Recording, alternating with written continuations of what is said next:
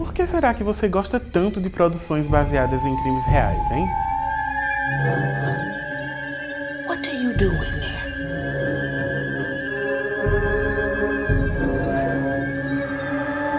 The smells, power tools going all hours of the night.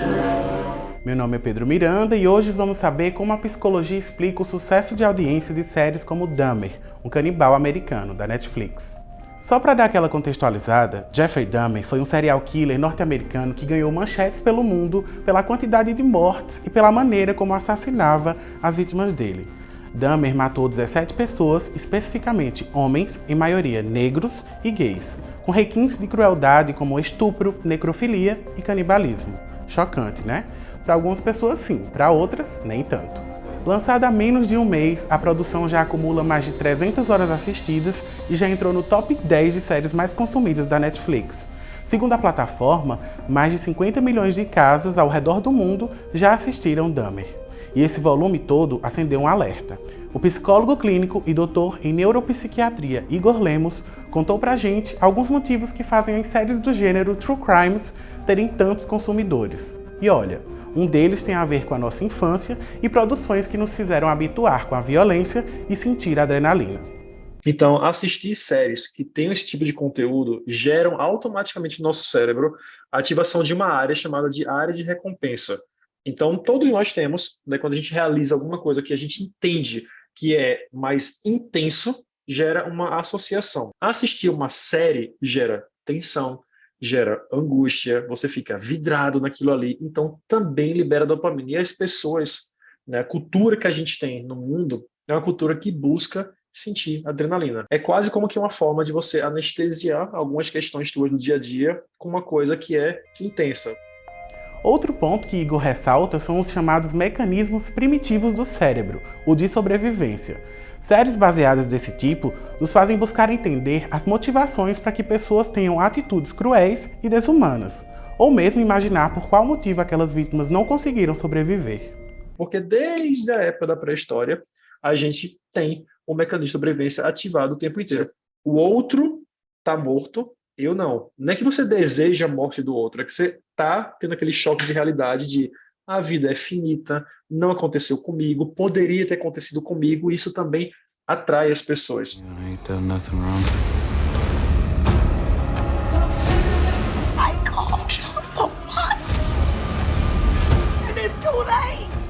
Outro fator é a curiosidade, isso mesmo. Você deve gostar tanto de ouvir e assistir séries baseadas em crimes reais porque quer descobrir o desenrolar da história, os detalhes de como aconteceu e os motivos do serial killer ter chegado a cometer tantos assassinatos.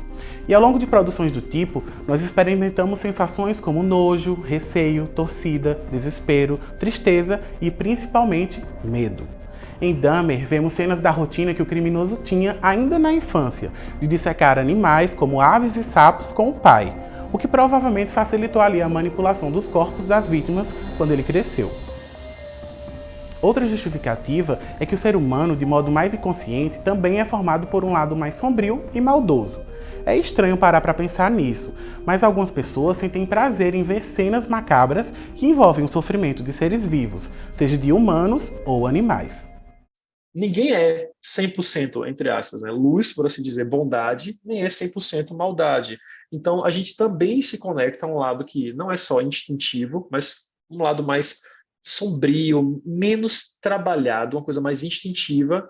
Mas na série, a gente entende assim, caramba, deixa eu ver como é que ele estrangula uma pessoa. Nossa, cara, que coisa dura. Nossa, ver ele matando, estrangulando, ele abrindo a pessoa. Há um lado, que é o lado do nojo, o lado da repulsa, que são mecanismos de defesa do corpo, mas há um lado que tem também um certo tipo de, entre aspas, tesão pela cena. Porque é o que eu falo do nosso princípio mais sombrio. Hello, this is Glenda Cleveland. Can you send an officer to the Oxford apartment? Somebody is either being hurt or killed. Você deve lembrar que em 2020, ali durante a pandemia de Covid-19, nós vivemos um estresse muito grande com relação ao nosso futuro. Medo de morrer, expectativas sobre a vacina, e foi justamente a indústria audiovisual que reduziu a atenção daquele momento. Igor define esse cenário como um mecanismo catártico. Então você joga tensões para fora assistindo conteúdos que são muito viscerais. Então a Netflix, inclusive, né, nunca lançou tantos documentários e filmes relacionados à temática como agora. E aí, alguns estudos, né, teóricos da psicologia que falam sobre o assunto entendem que a pandemia ela foi um catalisador, né, para estressar nossa mente, e as plataformas de streaming entenderam isso para poder montar conteúdos ou trazer mais ao catálogo conteúdos que tivessem a ver com essa temática. Outra possibilidade é a questão da justiça. Ao ver uma pessoa cometer tantos crimes e ver o sofrimento das vítimas, é natural que a gente desperte o nosso senso de justiça. Torcemos que o criminoso morra, que pague por tudo que fez, e às vezes de maneiras que nem podem sequer serem verbalizadas. Somebody is being killed.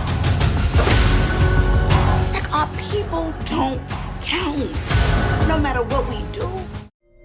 Mas aí você pode se perguntar, será que existe um limite de consumo desse tipo de conteúdo?